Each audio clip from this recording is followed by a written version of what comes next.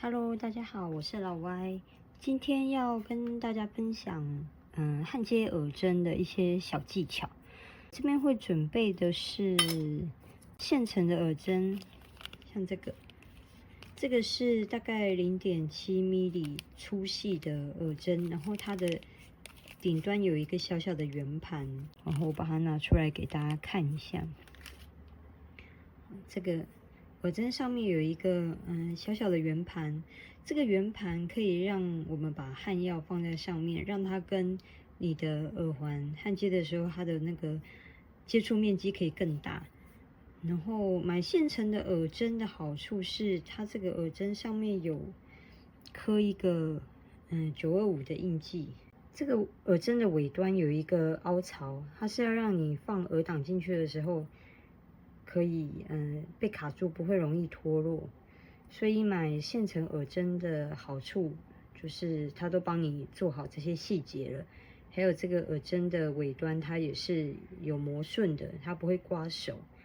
然後另外一個就是現成的耳針的長度不是你要的，或者是它的粗細不是你要的，你就可以考慮自己去抽銀線。銀線抽完以後，它會有一點曲度，所以我等一下把它剪下來以後，我會稍微把它整平。那等一下也會跟大家分享怎麼整平的方法。那自己抽銀線的好處就是這個長度長度跟粗細你都可以自己決定，但是你就必須要自己去磨順這個耳針的尾端，以及制作凹槽。如果你需要的話，可以制作凹槽。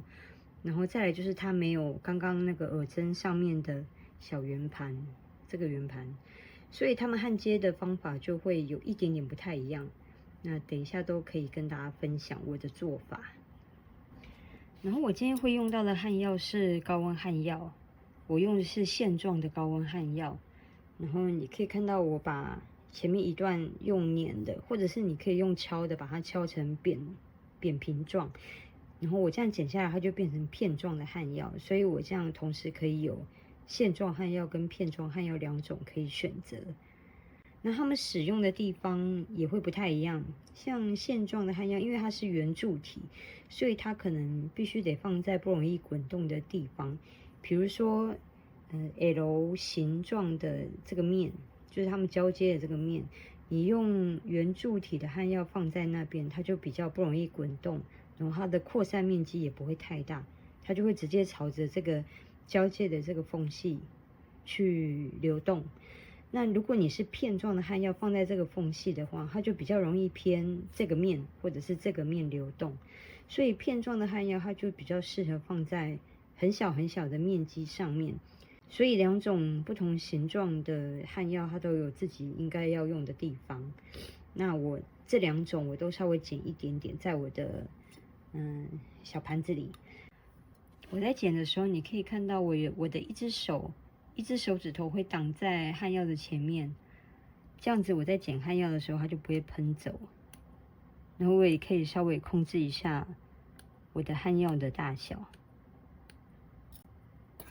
你可以看到我的焊藥都剪得有大有小。那我等一下就可以因應我不同的面積去選擇我要的焊藥的大小。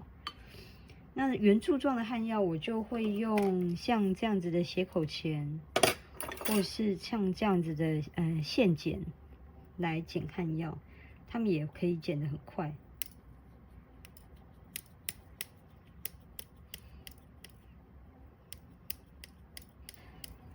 跟大家講一下，我們今天焊接耳針會用到的一些工具。這個是助焊劑。然後焊藥剛剛講過了，焊藥還有耳針，然後我準備了一些小小的耳環元件要來焊接。然後我剛剛忘記跟大家講，為什麼我要用高溫焊藥？因為我之後裡面這個區域我會填珐琅，它溫度也非常高，大概700-800度，所以我如果用，比如說我用中溫或低溫的焊藥，我在燒珐琅的時候，它的焊药就溶掉了，然後我耳針就脫落了。如果你是要燒珐琅，或者是你接着下去也有其他焊接工作，我會建議說，你就直接用高溫焊藥，甚至燒珐琅還可以用超高溫焊藥。耳針或者是你的那個耳環是這麼小面積的話，我會建議，如果你只需要焊接這麼一次，我會建議你用中溫焊藥就可以了。中溫焊藥是最容易焊接的，就是你如果有用過高溫、中溫、低溫焊藥的話，你會發現中溫焊藥是所有焊藥裡面它最容易使用的。那當然，因為我今天我有其他用途，所以我用高溫焊藥。那你們在練習的時候，可以直接用中溫焊藥就可以了。如果你要在你的工作桌上面焊接，你至少要有一個耐火磚，然後你的火的面積，不要離開這個耐火磚的區域。那如果基本上你都是小東西的話，這樣子尺寸，它大概15公分到20公分的這樣子的耐火磚的尺寸，就大概是你的焊接區域。今天示範我會用第三隻手，新手剛練習焊接，或者是剛練習焊這麼小東西的話，你有第三隻手，你會覺得比較容易。火槍的部分，我平常用的是像這樣子的鼓風爐，這是它的槍嘴。我用的是腳踩的鼓風爐。那你們如果平常在家裡，可以去買這種小的噴槍，這種小噴槍來焊接耳環或者是戒指。小東西對噴槍來說都是 OK 的。好，接下來我示範3種不一樣的焊接方式。其實它們可以應用在不同的造型，或者是不同的你焊接的習慣上面。所有的金屬在焊接之前一定都要清潔得很乾淨。像這個耳針，因為是直接從剛剛購買來的包裝裡面拆開，它其實已經很乾淨了，我就沒有特別再去處理它。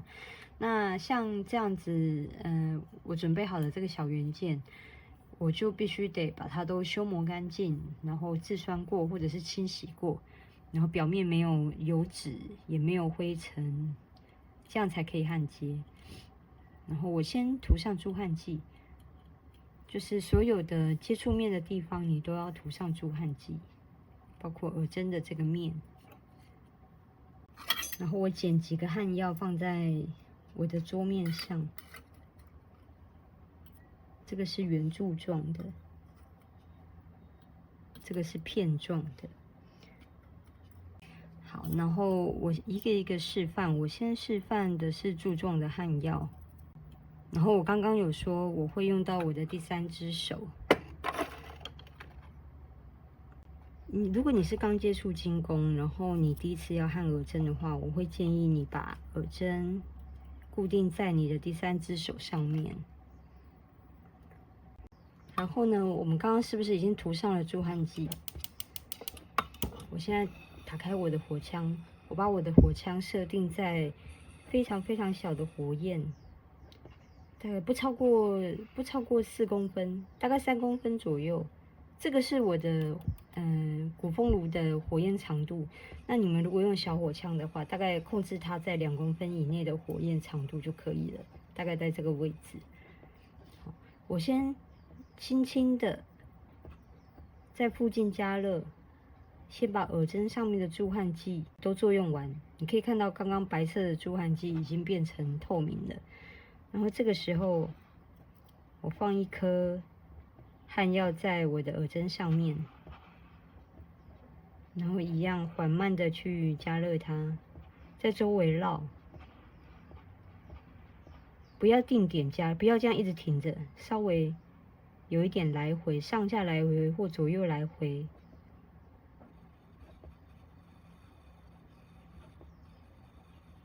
好，你會看到我的焊藥溶解在我的耳針上。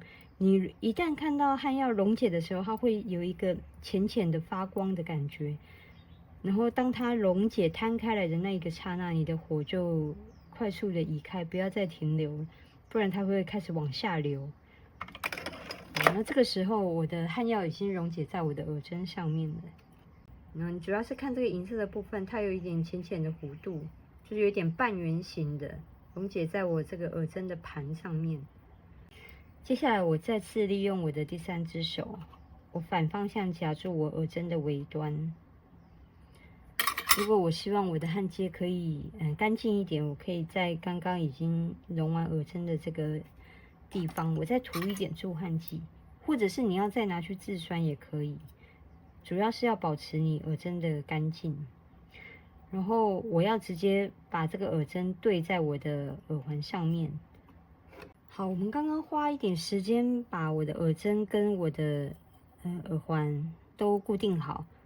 然後關於耳針要在耳環的什麼位置，這個下一次我們有機會我再拍一支影片跟大家分享，會有一些重心的問題。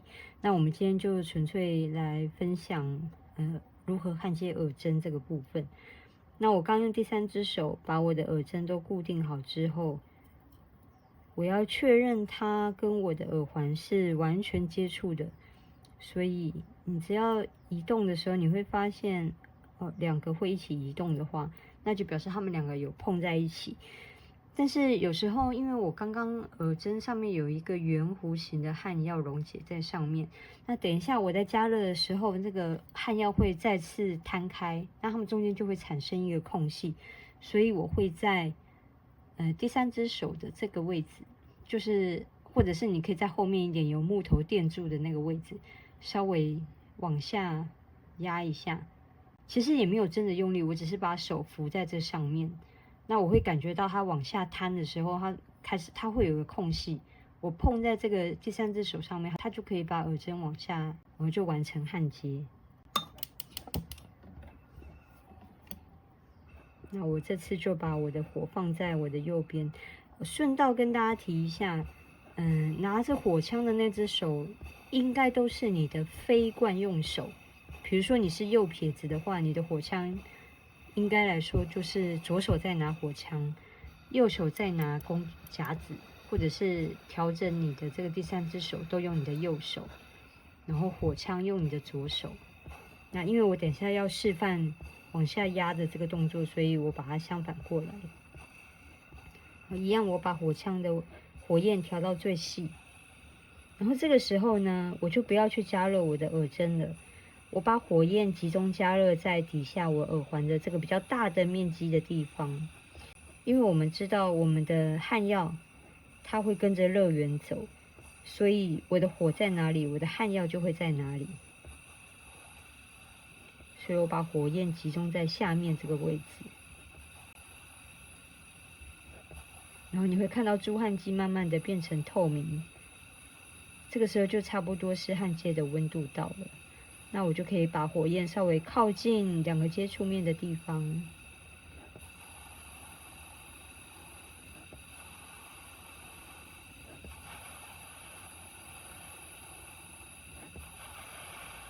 好，有看到嗎？當焊藥溶解的那一個剎那，它會發出一個閃光，那就是它溶解的剎那。然後溶解的剎那，我的這個第三隻手它就會往下沉。那當它往下沉的時候，就是焊接完成了。那這個時候，你的火焰就不要再停留在附近太久，因為焊藥會被你的火焰往四面八方拉開。我們把它拿去淬火一下，來看一下。好，這個焊藥就留得很完整。好，我先把它拿去自酸。好，接着跟大家講第二個焊接的方式。第二個焊接的方式就是我直接用我的焊接夾夾住我的耳針稍微尾端一點的地方，直接夾着它，然後去沾焊藥以及擺放在我要焊接的位置。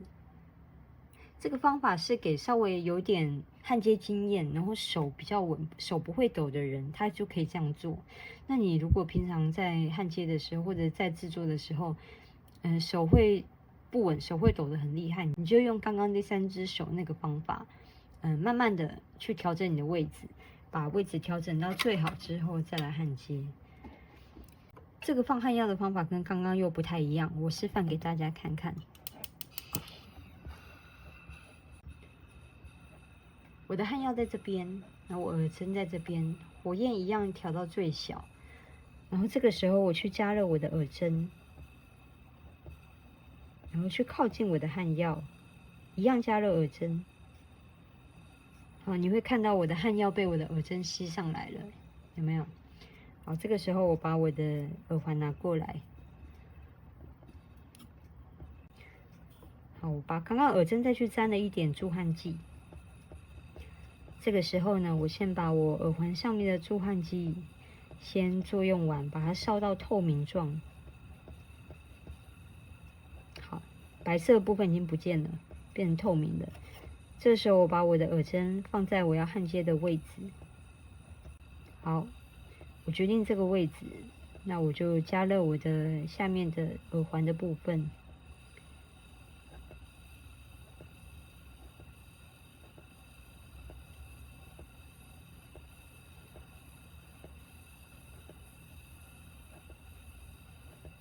好，助汗劑的變完全透明了，我就加熱在焊接處。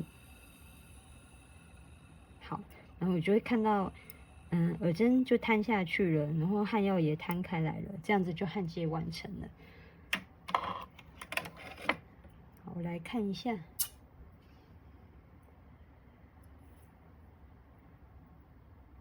焊藥都有流滿整個邊緣。然後這個方法就是它的速度比較快，它適合你一次焊接好幾個的時候，你不用一個一個在那邊夾，但是它要給稍微有一點經驗的人。再來第三種方式呢，就是我會把焊藥放在我的耳環上面，焊藥溶解了以後，我再把耳針放上去。那這個做法我比較少用，因為它的缺點是它可能會在你的耳環上面流的到處都是。使用這種焊接方法的機會呢，我大部分會用在我的這個耳環的面積很小的時候，它能流動的面積就沒有那麼大，我可能就會用這個方法示範給大家看。一樣，我先把助汗劑都先作用完，再來放焊藥，不然我的焊藥會亂跳。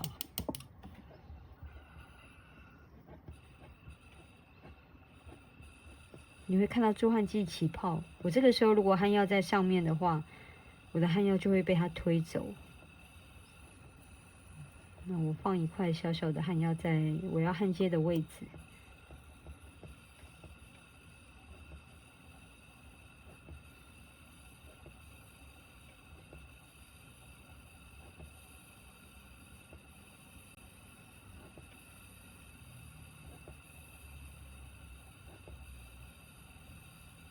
好，你可以看到焊藥瞬間流了，那你這個時候不要再去加熱它太久，因為焊藥一定會往外擴散。你可以用第三隻手，就直接把它固定在這個位置。那我就直接用手夾住來示範。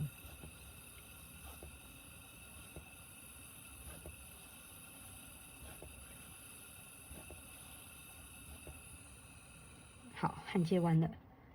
我們來看看，好，焊藥似乎也沒有亂流，因為我溫度控制得很剛好，然後時間也很剛好，不會讓它有太多的機會流到其他地方。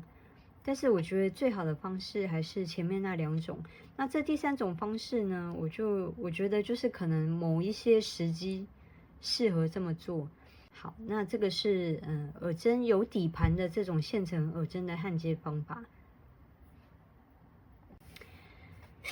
那接下來這個耳針是我自己拉的線，然後剛剛有說過它有一點彎曲，那沒有關係，我們可以選擇先把它整平，或者是事後在焊接完以後再用平行鉗把它夾平都可以。我可以示範一下它怎麼樣整平。我先把它剪下來我要的長度之後，先退火。那退火我們要記得，我們用的火是軟火。就是它沒有特定的尖點，它的火焰沒有尖點，它就是這樣軟軟的。那你看到你的銀的顏色有點變粉紅色，那火焰離開以後，它是有點霧白，或者是有點霧黑，那這就是退火好了。那我把我退火過的銀線放在鐵砧上面，像我這邊還有另外一塊鐵砧。我就可以壓在上面，然後去滾動它。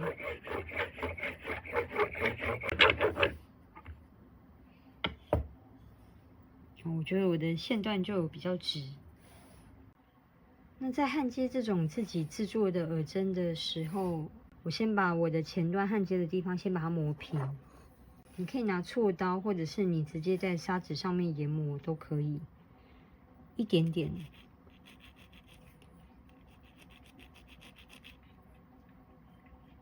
我覺得這樣子就已經蠻平了，因為我們的耳針不像現成的，它有一個盤子在這邊，所以我們的焊接點其實就只有這樣小小的一個點，這樣子是不夠的。這樣子的焊接法很容易在不小心彎折的時候它就斷掉，或者是它的焊藥其實接觸面就是那麼一點點，其實是不太穩當的。所以，如果是你自己做的耳針要來焊接的話，你一定要在你的耳環上面鑽出一個小小的孔。你不用鑽透，你只要鑽出一個凹槽，讓你的焊藥可以滲進去這個凹槽，把你的耳針跟耳環焊接在一起，這樣才會比較穩。在我要鑽孔的位置做一個記號。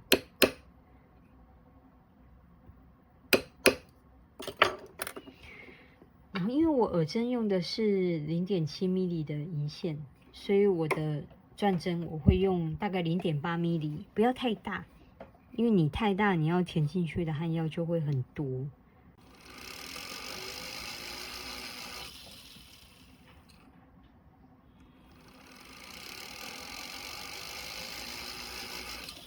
那如果你的造型允許的話，當然是鑽透去焊接是最穩的。但是因為我前面要燒珐琅，所以我就不打算讓前面有焊藥流出來。然後我已經鑽出一個淺淺的凹槽了，這時候我把我的耳針放進去，然後你搖晃一下，你可以感覺得到你的耳針不會因為你的搖晃跑來跑去，這樣子的深度其實就 OK 了。那我們等一下這樣子就可以去焊接了。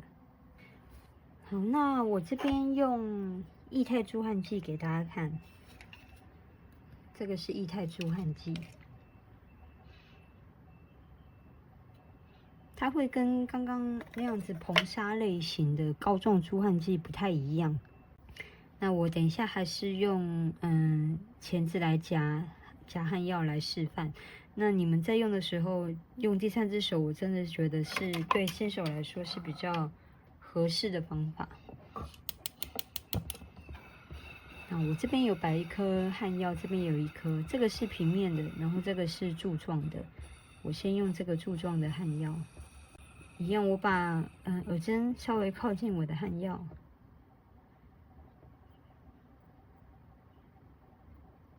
你可以看到我的焊藥整個被吸到耳針上面。再來加熱我的耳環。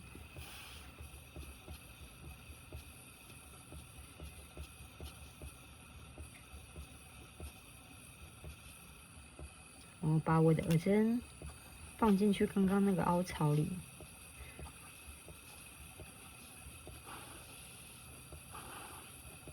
加熱底下的耳環，不要加熱耳針。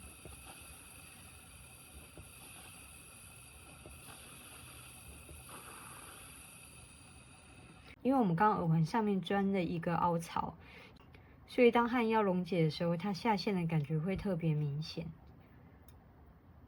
再來這一個，我要示範給你們看的是，我的耳針跟耳環都固定好位置之後，焊藥擺在旁邊，讓焊藥流進去凹槽裡。就是我先把我的第三隻手的高度調到比我的這個耳環要低一點，就是它現在的位置是這樣子。然後當我把第三隻手放進這個洞裡的時候，它就會有一個往下的力道。然後一樣，我先把助焊劑都先作用完。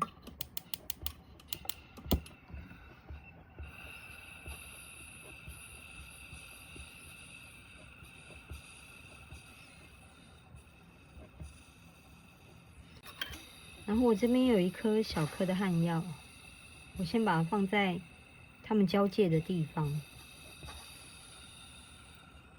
然後我會選擇放圓柱形的焊藥。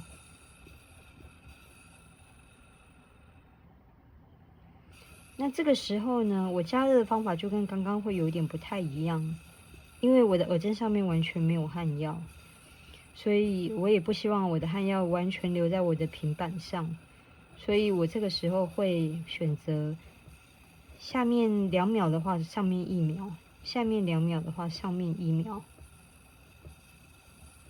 這樣子的頻率。然後我會把火源放在漢藥的對面。